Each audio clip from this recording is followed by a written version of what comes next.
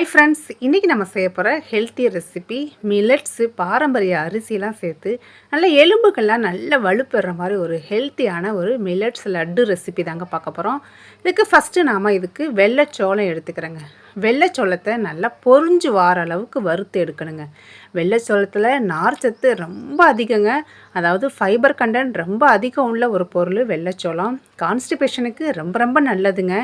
Wait லாஸில் இருக்கவங்களுக்குலாம் கண்டிப்பாக constipation வரும். கண்டிப்பாக இந்த வெள்ளைச்சோளத்தை அடிக்கடி சேர்த்துக்கங்க.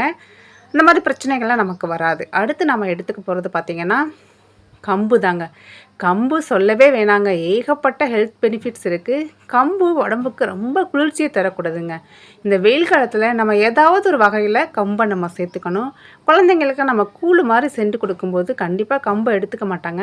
இந்த மாதிரி லட்டுகளாக செஞ்சு கொடுத்து டெய்லி ஒன்று ஒன்று கொடுத்தா போதுங்க, உடம்பு ஆட்டோமேட்டிக்காக கூல் ஆகிரும். இது கூட நாம் கருப்பு உளுந்து சேர்த்துக்கலாம். கருப்பு உளுந்து கூட நான் ஒரு 2 ஸ்பூன் அளவுக்கு வெள்ளை உளுந்து சேர்த்துக்கிறேங்க. தோல் இல்லாத உளுந்து சேர்க்கும்போது நமக்கு வறுபட்டு வர்றது நமக்கு ஈஸியாக தெரியும். அதனால தான் இது நல்ல செவந்து அதோட கலர் மாறி பச்சை வாசனை போகணுங்க. இந்த மாதிரி வறுத்தாதான் நமக்கு லட்டு சாப்பிடும்போது நமக்கு அந்த வாசனை இருக்காது.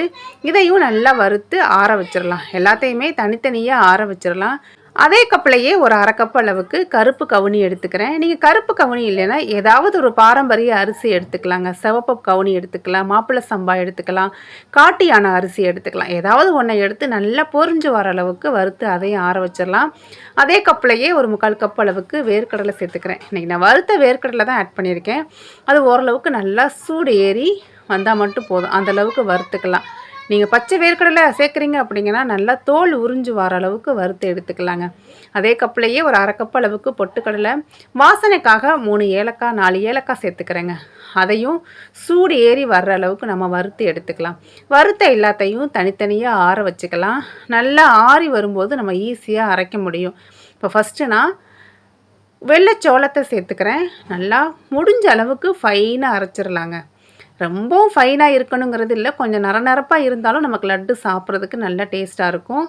அடுத்து கம்பையும் அரைச்சி இது எல்லாத்தையும் ஒரு அகலமான ஒரு மிக்சிங் பவுலுக்கு சேர்த்துக்கலாம். அடுத்து கருப்பு உளுந்தையும் அரைச்சி இது கூடவே சேர்த்துக்கலாங்க. கருப்பு உளுந்து, சிவப்பு கவுனி அரிசி எல்லாத்தையுமே தனித்தனியாகவே அரைச்சி சேர்த்துக்கலாம். நம்ம ஒன்றா அரைச்சோன்னா மிக்சியில் அரைப்படாது. இப்போ கடைசியாக பொட்டுக்கடலை சேர்த்துக்கிறேன். பொட்டுக்கடலையில் கூடவே நம்ம வறுத்த ஏலக்காய், ஒரு சின்ன துண்டு அளவுக்கு சுக்கை சேர்த்துக்கலாங்க. சுக்கு ஏலக்காய்லாம் சேர்க்கும்போது வாசனை நல்லா இருக்குங்க. இந்த மாதிரி வேர்க்கடலையை கொஞ்சம் கொரப்பாக அரைச்சி எடுத்துக்கலாம். ரொம்ப நைஸாக அரைக்கும் போது எண்ணெயெல்லாம் பிரிஞ்சு வந்துடும். எல்லாத்தையும் சேர்த்து நல்லா ஒன்று சேர கலந்து விட்டுடுங்க. ஒவ்வொன்றுமே நல்லா ஒன்று சேர்ந்து வரணும். இந்த அளவுக்கு கலந்ததுக்கப்புறம் இது இருக்கட்டும். இப்போ நம்ம வெல்லத்தை கரைச்சி எடுத்துக்கலாம். இப்போ நம்ம மெஷர் பண்ண கப்பிலையே 1/2 கப் அளவுக்கு வெல்லம் எடுத்துக்கலாங்க. இந்த அளவு வெல்லம் பார்த்திங்கன்னா ஒரு நார்மலான டேஸ்ட்டில் இருக்கும். ரொம்ப தித்திப்பாக வேணும்னா கூட ஒரு 1/2 கப்பு கூட ஆட் பண்ணிக்கலாம். அதே கப்பிலையே ஒரு 2.5 கப் அளவுக்கு தண்ணி சேர்த்துக்கலாங்க. 1/2 கப்பு வெல்லம்னா 1 கப்பு எக்ஸ்ட்ரா தண்ணி சேர்த்து அதை இந்த மாதிரி கரைச்சி எடுத்துக்கலாம். வெல்லம் கரைஞ்சி வந்தால் மட்டும் போதும். இப்போ ஒரு அடிகனமான அகலமான இந்த மாதிரி பேன் எடுத்துக்கலாம். இதில் ஒரு 2 டேபிள் ஸ்பூன் அளவுக்கு எள்ளு சேர்த்துக்கிறேன். நீங்கள் கருப்பு வெள்ளை எது வேணாலும் சேர்த்துக்கலாங்க. எள்ளு சேர்த்து நல்லா இந்த மாதிரி பொரிஞ்சு வரணும். பொரிஞ்சு வர ஸ்டேஜில் அடுப்பை சிம்மில் வச்சுக்கலாம்.